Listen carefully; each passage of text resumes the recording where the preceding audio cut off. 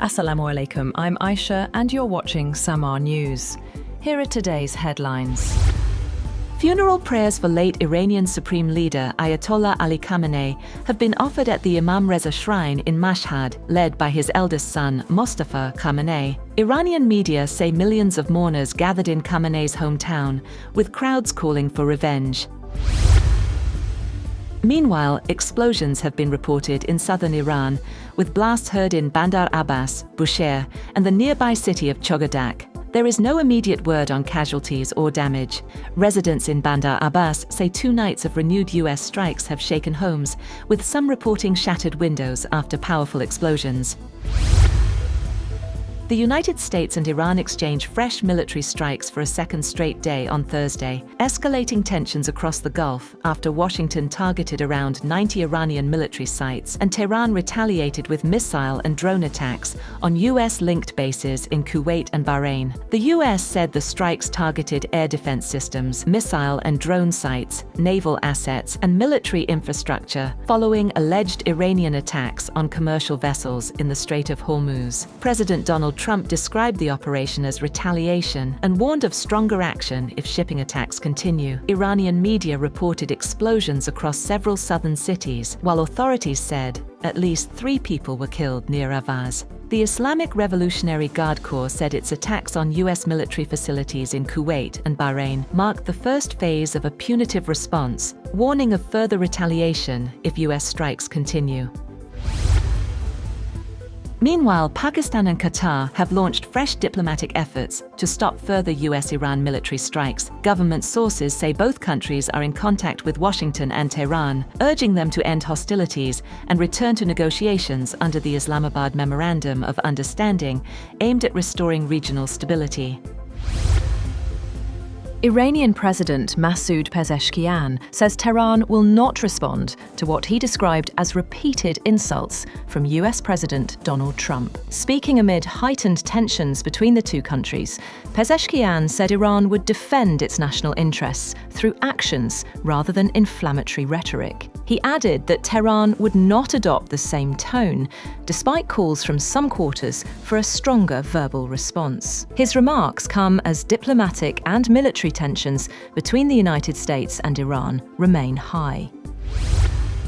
Iran's top negotiator and parliament speaker Mohammad Bakir Kalibaf warned the United States that any further military action would be met with retaliation, declaring, "If you strike, you'll get hit." In a post on X, Kalibaf said the Strait of Hormuz would reopen only under Iranian arrangements, rejecting what he described as US threats. His remarks came after fresh US strikes on Iran and renewed attacks targeting American interests in the Gulf. The exchange has cast doubt on efforts to turn the recently signed Memorandum of Understanding into a lasting peace agreement, with US President Donald Trump saying he believes the deal is over.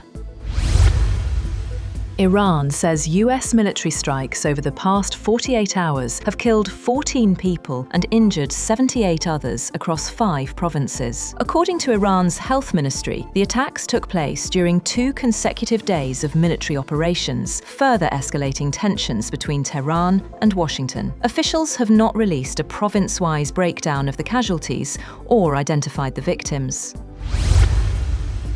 Iran accuses NATO Secretary-General Mark Rutte of admitting Europe's willful complicity in the US-Israeli military campaign, saying countries that provided logistical support and military infrastructure share responsibility for the conflict. Foreign Ministry spokesperson Esmail Baghaei said nations that allowed their territory and bases to be used cannot evade responsibility for what Tehran called an unlawful war of aggression. The remarks came after Rutte defended recent US strikes on Iran as absolutely necessary and said thousands of US military aircraft had operated from European bases during the conflict.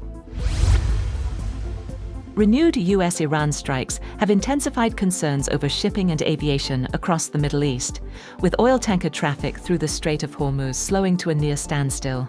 The International Maritime Organization has condemned attacks on commercial vessels in the Strait and urged maximum restraint. The IMO says nearly 6,000 seafarers remain stranded aboard ships in the Persian Gulf, while airlines continue rerouting flights to avoid the growing conflict.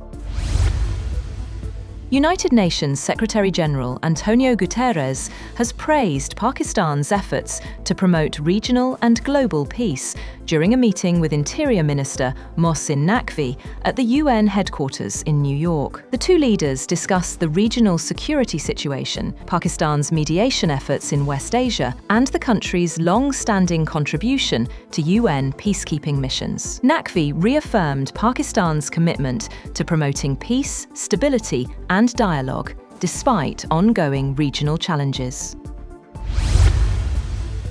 Russian President Vladimir Putin is likely to intensify the war in Ukraine, despite renewed US efforts to broker peace. According to sources familiar with the Kremlin's thinking, Putin remains focused on securing full control of the eastern Donbass region and is not prepared to negotiate a ceasefire at this stage. The report comes despite US President Donald Trump's recent conversations with both Putin and Ukrainian President Volodymyr Zelensky, in which he expressed optimism about a possible peace settlement.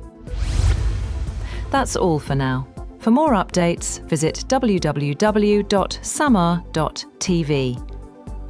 Thank you for watching Samaa News.